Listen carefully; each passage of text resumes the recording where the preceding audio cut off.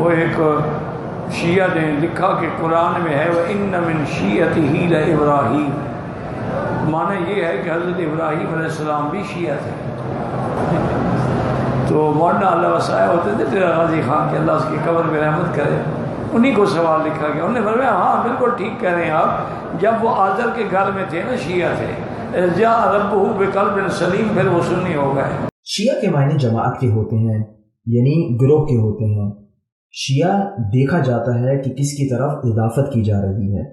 اضافت اگر ایک اچھے لفظ کی طرف کی جا رہی ہے تو شیعہ کا معنی اچھا ہے،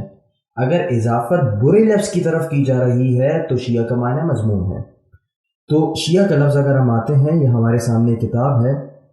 المنجد، صفحہ نمبر 411 ہے، اور اس پہ کہتے ہیں کہ لفظ شیعہ کا اطلاق یعنی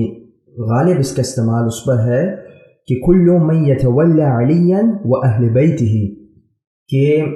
جو بھی امیر المومنین علیہ السلام اور اہل بیت سے محبت رکھے اس کو شیعہ کہا جاتا ہے،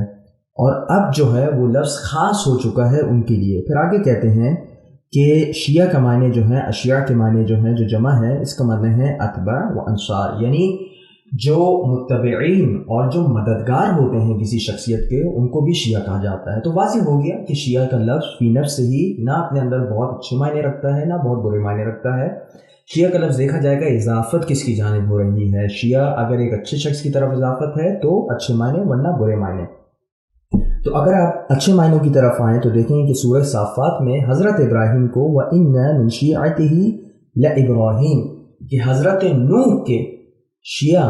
ان میں سے حضرت ابراہیم کو بھی کہا گیا ہے کہ حضرت ابراہیم حضرت نوح کے شیعوں میں سے تھے، یعنی ان کے متبعین میں سے تھے، ان کے انصار میں سے تھے، ان کے قدم بقدم چلنے والوں میں سے تھے۔ تو یہاں پر دیکھیں ایک اچھے بندے کی طرف اضافت ہے تو اس وجہ سے اس کے اچھے معنی ہیں۔ اسی طریقے سے سورہ انعام میں آیت نمبر 159 میں اس کو ایک منفی معنوں میں استعمال کیا گیا ہے کہ وہ لوگ جو اپنے دین کو ٹکڑے ٹکڑے کر دیتے ہیں اور گروہ گروہ بنا دیتے ہیں، ٹھیک ہے، وَكَانُوا شِيَعًا، کیوں؟ کیونکہ گروہ گروہ بنا دینا اس چیز کی مذمت کی جا رہی ہے جب اصل مرکز سے ہٹا جائے۔ چنانچہ آپ دیکھیں کہ ایک اچھے معنی میں استعمال کیا جا رہا ہے، ایک اچھے برے معنی میں استعمال کیا جا رہا ہے۔ جس طریقے سے لفظ امت ہے، سورہ آل عمران کو اگر آپ ملاحظہ فرمائیں، جس میں کیا کہا جاتا ہے، آیت نمبر 110 ہے کہ کنتم خیر امت اخرجت للناس، کہ تم بہترین امت ہو جس کو لوگوں کے لیے نکالا گیا ہے، کہ تم معروف کا حکم دیتے ہو، اچھائی کا حکم دیتے ہو اور برائیوں سے روکتے ہو۔ اب یہ لفظ امت ایک اچھے مثبت معنوں میں استعمال کیا جا رہا ہے، اور ہم سب رسول اللہ کے امتی ہیں، یعنی اس پر فخر محسوس کرتے ہیں۔ جہاں یہ اچھے معنوں میں استعمال کیا جا رہا ہے وہیں سورہ نمل کی آیت نمبر 83 میں اس کو منفی معنوں میں بھی استعمال کیا گیا ہے۔ آپ اس کو ملاحظہ فرمائیں، وَيَوْمَ نَحْشُرُ مِن كُلِّ أُمَّةٍ فَوْجًا، پھر آگے آیت چلتی ہے، اور ذرا تصور کرو اس دن کا جب ہم ہر امت میں سے ایک فوج کی فوج ان لوگوں کے گھیر لائیں گے جو ہماری آیات کو جھٹلایا کرتے تھے، پھر ان کو ان کی اقسام کے لحاظ سے درجہ بدرجہ مرتب کیا جائے گا۔ یعنی یہاں پر امت کا اطلاق منفی معنوں میں بھی کیا جا رہا ہے۔ بات وہی ہو گئی کہ امت کا اضافہ کس شخصیت کی طرف کیا جا رہا ہے۔ اگر امت محمدی ہے تو وہ چیز ایک مثبت معنوں کو اپنے اندر رکھتی ہے، اگر امت کسی اور چیز کی وجہ سے ہے اور اگر کسی اور منفی شخص کے ساتھ منسوب ہے تو امت کا معنی اس وقت غلط لیا جائے گا۔ اب ہم جب شیعہ کی بات ہی کر رہے ہیں تو شیعان علی تھے ایک زمانے میں،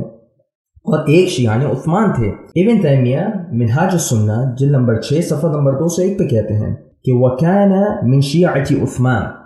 کہ عثمان کے شیعوں میں سے کچھ ایسے تھے جو امیر المومنین پر سب کیا کرتے تھے اور کھلے عام ممبروں سے اور ممبروں کے علاوہ اس کا اظہار کیا کرتے تھے، اور وجہ یہ تھی کہ ان کے درمیان جو جنگ واقع ہوئی تھی اس کی وجہ سے وہ امیر المومنین کے خلاف بغض رکھتے تھے، برے خیالات کو رکھتے تھے۔ تو ناظرین محترم، آپ نے ملاحظہ فرمایا کہ لفظ شیعہ